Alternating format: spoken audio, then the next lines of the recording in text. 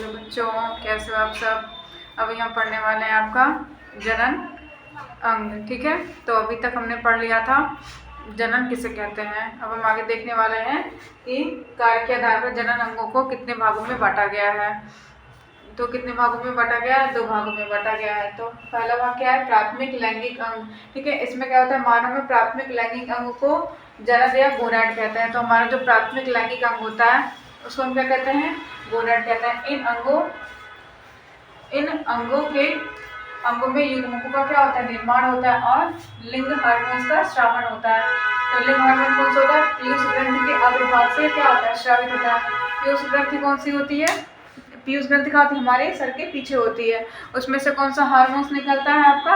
वो भी पीयूष ग्रंथि के कहाँ से? अग्रभाग से। पीयूष ग्रंथि दो होती है, पीयूष ग्रंथि जो होती है वो अग्रभाग और पश्च भाग में बटी होती है। तो पश्च भाग का अलग काम होता है और अग्रभाग का अलग काम होता है। तो यहाँ पे हम क्या देख रहे हैं कि पीयूष ग्रंथि के अग्रभाग से क्या हो रहा है? हमारा हार्मोन स्रावित हो रहा है। कौन सा हार्मोन है ये? गोनैडोट्रोपिक हार्मोन होता है। जैसे कि इसके नाम पे लिखा हुआ देखो, गोनैडोट्रोपिक मतलब गोनैड का निर्माण करने वाला हार्मोन, जो क्या करे? गोनैड का निर्माण करे। गोनैड्स क्या होते हैं हमारे? यही जो टेस्टिस हो गया, ओवरी हो गए, ये सब क्या होते हैं? हमारे गोनैड्स होते हैं।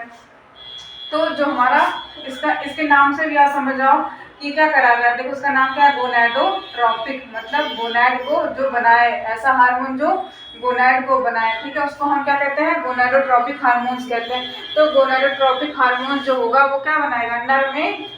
नर में जनद विषण क्या होता है? टेस्टिस होते हैं, जो क्या कराता है? शुक्राणु का निर्माण कराता है। जो टेस्टिस में जो शुक्राणु बनता है वो इसी हार्मोन्स के कारण ही बनता है। इसी हार्मोन्स की वजह से ही आपका क्या बनता है? शुक्राणु बनता है। आपका टेस्टिस होता है जिसमें क्या होता है? टेस्टिस बनता है जिसमें शुक्राणु का निर्माण होता है। उसी प्रकार क्या होता है? मादा में अंडाशय या ओवरीज होते हैं जिसमें क्या होता है? अंडाणु बनता है। तो आपका जो पीयूष ग्रंथि होता है, पीयूष ग्रंथि कहाँ होता है? आपके सर के पीछे के भाग में होता है। और पीयूष ग्रंथि भी 2 भागों में बटा होता है, पहला अग्रभाग और पश्च भाग। जैसे कोई भी चीज़ है तो आप देखो, जैसे मान लो ये हमारी ग्रंथि है तो एक आगे का है, एक आगे का पार्ट हो गया, एक पीछे का पार्ट हो गया। ठीक है, तो आगे का भाग का अलग काम होता है और पीछे के भाग का अलग काम होता है। तो पीयूष ग्रंथि जो हमारी, मान ली हमारी पीयूष ग्रंथि है, इसका ये आगे के भाग जो होता है वही गोनैडोट्रोपिक हार्मोन क्या करता है? रिलीज करता है, जिससे क्या होता है? आपके गोनैड्स बनते हैं। जो नर में क्या होता है? नर में गोनैड होता है आपका टेस्टिस। ठीक है, वैसे ही मादा में क्या होता है? नर में टेस्टिस या वृषण। ठीक है, और मादा में क्या होता है? आपका यूट्रस या क्या आपका अंडाशय या क्या होता है? ओवरी होता है। ठीक है, तो नर में क्या हो गया? आपका टेस्टिस, जबकि मादा में आपका क्या हो गया?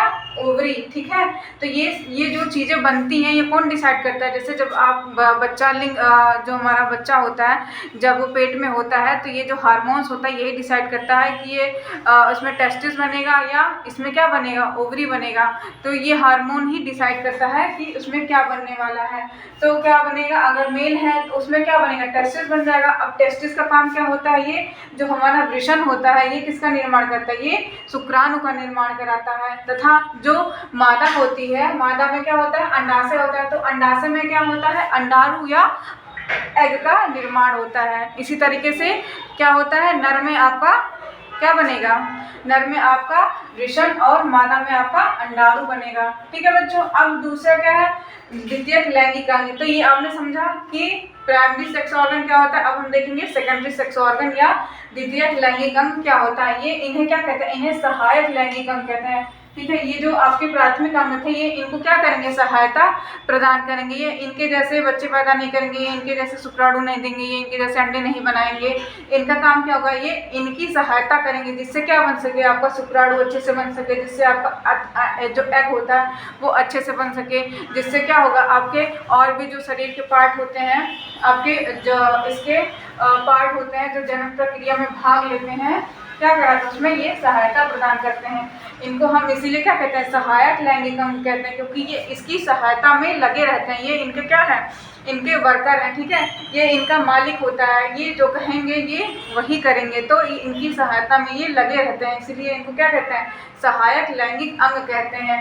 ये क्या कराते हैं, ये जनन प्रक्रिया में सहायता कराते हैं, ठीक है, जो आपकी जनन प्रक्रिया होगी उसमें ये क्या करेंगे, सहायता प्रदान करते हैं। तो नर में कौन कौन से होते हैं, आपकी शुक्रवाहिनियाँ होती हैं, आपके क्या होते हैं, प्रोस्टेट ग्लैंड होता है, शुक्राशय होता है और शिश्न होता है। ये सब किस में पाए जाते हैं, ये सब आपके नर में पाए जाते हैं, जो क्या ये इनकी सहायता इसी के द्वारा ही क्या करता है, इन सारे अंगों की सहायता से ये इसकी सहायता कर पाता है, इन्हीं अंगों की वजह से ये इसकी सहायता कर पाता है। नर में ये काम करता है, और जबकि मादा में क्या काम करता है, मादा में आपकी अंडवाहिनियाँ और गर्भाशय, योनि, स्तन ग्रंथियाँ, ये सब क्या कराती हैं, ये सब मादा को क्या कराती हैं, मादा के अंडाणु के निर्माण के साथ साथ ये सब उसके साथ, ताकि ये अच्छे से बन सके, अच्छे से एक जो एग होता है वो अच्छे से बन सके, उसके निर्माण के लिए क्या करती है, मादा में क्या अंडवाहिनियाँ, गर्भाशय, योनि, स्तन ग्रंथि, ये सब इसकी सहायता करती हैं, जिससे क्या हो, ये सारी चीज़ें ठीक से काम